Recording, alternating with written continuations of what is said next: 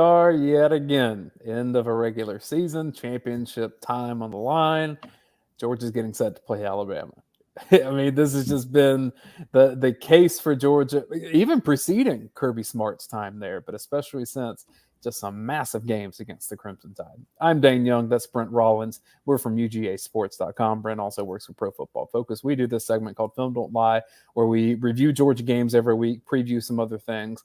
This is previewing Alabama, what they do, especially this is all offense, what they do that Georgia's going to have to monitor here before the SEC championship. We're presented by Breda Pest Management and ASW Distillery. We'll tell you more about them. Brent, overall, we've got 14 plays here to show off Alabama, their skill players, and it all starts with Jalen Milroe, the quarterback, who is one of the more athletic freaks that you'll ever see at that position. Yeah, and he's Kendall Milton's size, but he has 4.4 speed.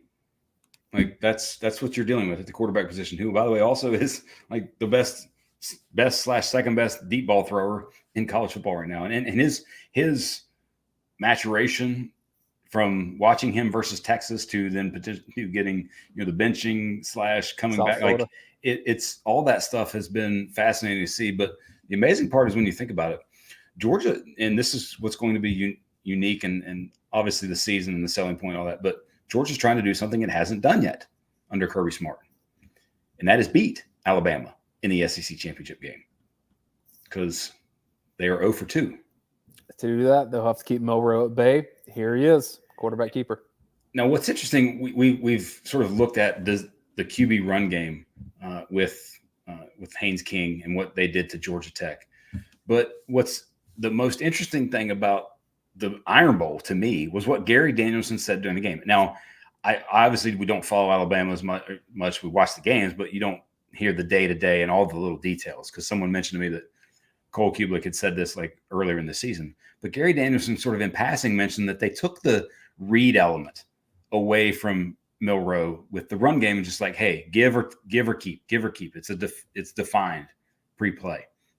But the thing is they don't really do this a ton with the design running game with him. But you still have to, because of him and who he is athletically, you still have to be aware of it. Only 153 or 155 of his rushing yards are on design runs. But you still have to be aware of it. And they do it in some of the fashion that you saw in the Georgia Tech game and some of the things that you saw with Brady Cook in Missouri. I think the constant theme of this video is he can run, but he's got a rocket too for an arm. And he doesn't want to run. He only runs if he has to. And like, this is a flick of the wrist that he just, puts however far in the air. And this is a coverage bust that leads to a big touchdown there. Arkansas. And I want to call out skill guys as we get there too. Kobe Prentice catching this. This is not the Alabama team that has 4 future NFL receivers around here. This is more of a cast of characters that good players. I'm just saying there's not a bunch of Devontae Smiths running around here. No, definitely not. Burton, obviously everybody knows, all Georgia fans know who Jermaine Burton is. Like, he's their go-to guy. Isaiah Bond, who we're going to show in a little bit, he's speed guy, but also go-to guy, crossing routes, that sort of thing here. But Milroe on the deep ball has been unreal. 55% completion on throws over 20 yards. Like, him and Jaden Daniels are the 2 top of the mountain guys on throws over 20 yards. 12, almost half of his passing yards are on throws over 20 yards. 15 touchdowns, 1 pick, 98.1 passing grade. Jaden Daniels is like 99.2. That's it. Like, his deep ball accuracy is unreal, actually. Like, it's just shocking, because when you watch him and you watch him throw, it doesn't look like you don't see like a professional quarterback, the look and the smoothness of the throwing motion. That's one like Beck looks like, Carson Beck looks like a professional quarterback in terms of how he throws the football. This guy, he's very just physical and stiff and flicks his wrist, but is very good with the deep ball. He's kind of what Tennessee wanted Joe Milton to be, but he's not good enough to be. And he's definitely he's not as fast of a runner. But I'm saying even in terms of throwing. Yes, in terms of throwing, yes. If Milton could hit deep balls like Milroe, they would have had a completely different season. A couple more wins probably. We'll show some run plays too. This is Jonathan Bennett, I believe, at running back. Not one of their top rushers when you start looking at Roy Dale Williams or McClellan or Jason McClellan, who may be injured. Sounds like. We'll see. At least playing hurt. But this is one where you're testing linebacker eye discipline. It's guard and tackle pulling, counter one way, the back going the other way, counter bash. We've talked about this in a variety of the last videos. Georgia Tech did this. We showed sort of Georgia defending this well against Tech, but it's something that's also in out because of the threat of Milroe. You might get linebackers that hesitate. Arkansas actually plays this decently well, but if you don't, aren't eye disciplined, this could get you. And you see how if maybe your star position here, if they can't manage this or get in the way, this can turn into a big play. Yes. Didn't hear. One of the bigger targets that they have is Amari Niblack. He catches this one. And just like we showed with Georgia Tech and get the second play of the game, getting a big play that was called back was a penalty. They were in quads right here, and they lose the tight end. Who's inline tight end. Like this is you're going to see this exact play to me, especially even early. I think from Alabama, empty 4 receiver set, almost exactly like it's just a different receiver. We talked about how the middle of the field guy was open for Tech as well. This guy's just crossing, and he just puts it in easy pitch and catch. Now a lot of their deep balls are actual just busted coverages in a way, and I don't think that's something that is going to happen with Georgia, but still 84 is definitely, like you said, he's a player and somebody that can do some stuff in this game. Let's skip over to the game against Tennessee. Now, remember, Alabama had a horrendous start in this game. Down 20-7. And the thing to point out here is no matter like blitzing him, he wants to throw. He's not I'm trying to think of like Malik Willis, where it's like one read and then run around, make crazy plays. He hangs in the pocket. He gets sacked. His pressure to sack rate is one of the highest in college football. Like when he's pressured, he gets sacked a lot because he's trying to just hang in the pocket and throw the football.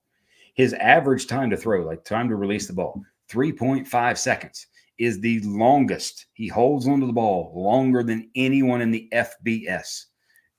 On the other flip side, by the way, Carson Beck gets rid of it faster than anyone in the FBS. So there's going to be opportunities to get pressures and to affect him if you so choose. Interestingly enough, the comparison that gets made is he like Jalen Hurts? And Jalen, I think, would pull down the run faster. Yes, especially early Alabama Jalen Hurts. Yes. Oklahoma Jalen Hurts was better, but Alabama Jalen Hurts was definitely a 1 or 2 read than pull and make plays. He's way different than that. Way different than that. Now, if you do get in the pocket, and Tennessee did, again, Tennessee started great against this guy. And this is, by the way, fumbles. 7 fumbles on the seat. He hasn't had I think he's been like 3 straight games without one, but a lot of fumbles. I think the way he holds the ball leads to a lot of fumbles, but also the left tackle. True freshman, Caden Proctor, 56-point-something pass block grade. In 5 of the last 6 SEC games, he's allowed at least 3 quarterback pressures. So if you're going to attack someone, he's playing better, by the way. He's played better, not like catastrophe like he was early in the season and where they ended up rotating him and the Pritchett kid. But still, if you're talking about, hey, where are you going to put Jalen Walker on 3rd down? You're going to put him in that guy. We haven't talked about Isaiah Bond yet. We will in a moment. He is in motion here, but just to show that he's here, Jace McClellan, he gets this against Tennessee. By this point, Alabama's beginning to march its comeback, and it did so very quickly in this 3rd quarter. What's amazing, though, and I wanted to show this play for a specific reason, because just sort of game comparison. This is so, and by the way, Tennessee should have been up 21-0, but they weren't because of one missed throw and then something we showed in the preview of that game. But this is first play of the 3rd quarter. It's 20-7. Dayne, do you notice something before the snap? Go back to before the snap. Notice anything weird about the formation? Off balance. How many people were in the backfield? That would be 5. Mm-hmm. That's illegal. Mm-hmm. That's a penalty. Watch what happens on the play. It was not called. So there's 2 QB running back, 2 receivers, and then Burton's off the line at the top. Bro, some Tennessee dude's going to get on this channel and be like, I've been telling y'all that. This is 100% a penalty, and it's a humongous game that they missed. Like, he's off the line of scrimmage at the top of the screen. Tight end's on. That's it.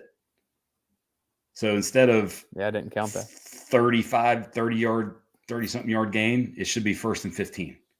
So like in terms of just game comparison here, this is at home. They're down 20-7 early in the second half of Tennessee.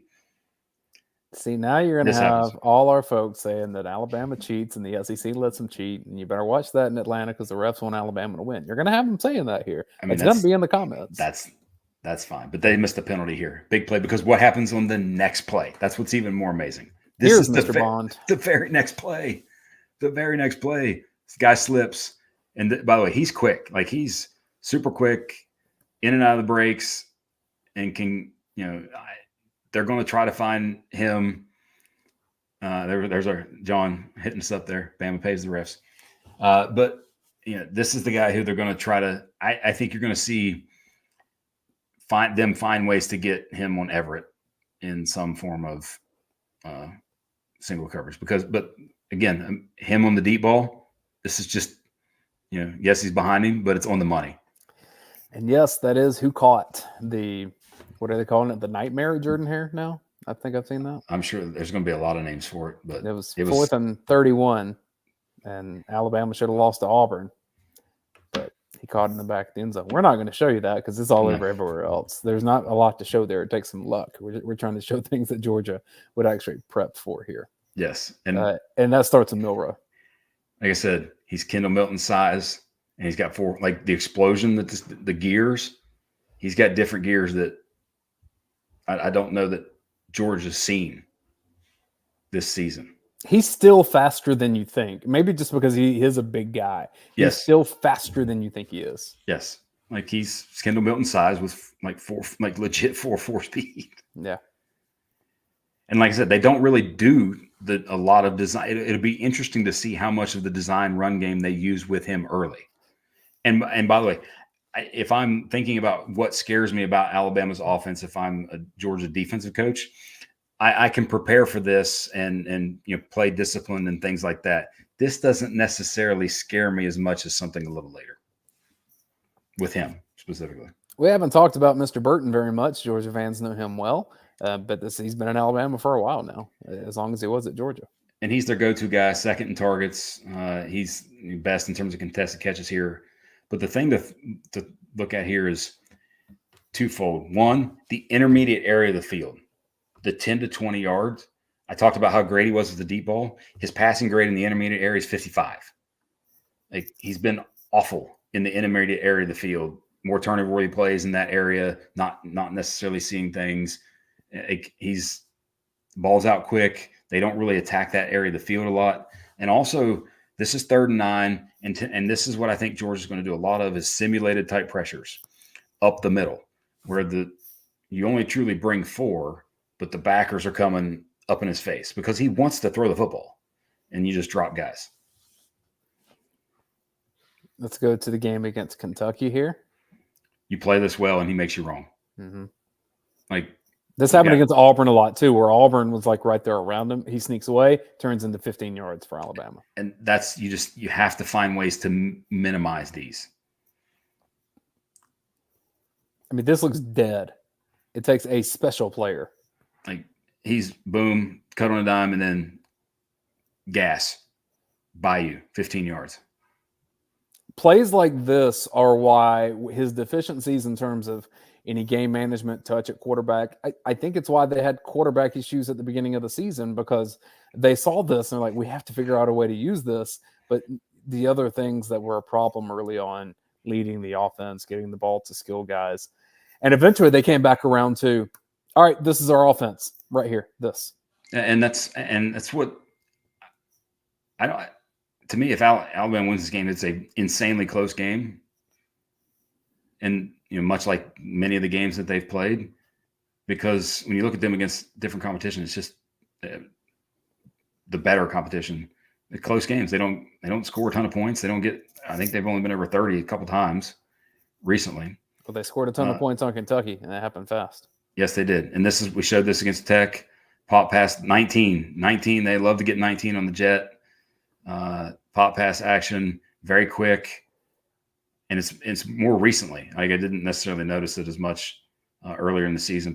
Seems to be playing more and more as the season goes along. but you don't defend the edge. And like I said, against Tech, the threat of the QB run slowed a lot of what Georgia did. He's just getting rid of it here. Yeah. You just got to play assignment football and fly the football. There's no play fake there. It's just this is a pop pass go. Yes. All right, Burton. Just run past. This was one of the worst blown coverages I've seen. And think about this game against Auburn. It's this blown coverage touchdown, and it's the nightmare at Jordan Hare. 14 other points right there on those two plays. Yeah. And by the way, the thing with Milroe, and we see he wants to throw the ball deep. Like he wants to throw the ball down the field. And you prevent this if you're Georgia. And sometimes he'll just throw it up the Burton. And sometimes they, as part of their offense, like against A&M, it's just chuck it and go let the receiver make a play. And maybe he makes a great throw because he can. If you prevent them and make them methodically work their way down the field and slow the running game, this is one where there's so many outcomes, but a range of outcome to me in this game is Georgia winning by 2 touchdowns because they've slowed down the big plays and a little bit of the running game. Context of this too, I believe this is late second quarter. Auburn had just scored a touchdown, taking a lead here. Yes, and Jordan Hare's going crazy, and Alabama comes back and respond. I think in 3 plays gets this touchdown. Yep. Yeah. Yep, very quick. It was very quick. I remember that. So the quick strikes here is something to watch if you're Georgia fans. One final play here, man. This is the scariest part of him. Yeah. You blitz, you're there. You got one guy who makes one little bit of bad angle. And he just goes, and then he doesn't stop. Like you try to get him out, take a bad angle. Like this is the scariest part for me. Is you do everything right, and his athleticism just makes you wrong. He's gonna be their leading rusher. I have no question about that. Like I said, like I said in the Georgia Tech video, though, like the thing that worries me a little bit in this game is the fronts of Georgia and how it plays their traditional running game, because they are Georgia Tech outside zone, QB read run game. Alabama is a inside zone and power man sort of blocking duo right at you team with humongous linemen. Like they are legit in terms of power in the run game. That it's just a different animal. If you can slow that down, I think you can put them in a lot of situations where maybe you get some quick 3 and outs, or 5 won't give up 1 first down, then they only 5 play drives and you're making them punt. It's just, do you dictate this game with your offense? That's the key. And do your offensive guys play? Because if they do, and you dictate the game with your offense, I think Georgia's could handle them. But that's a lot of ifs.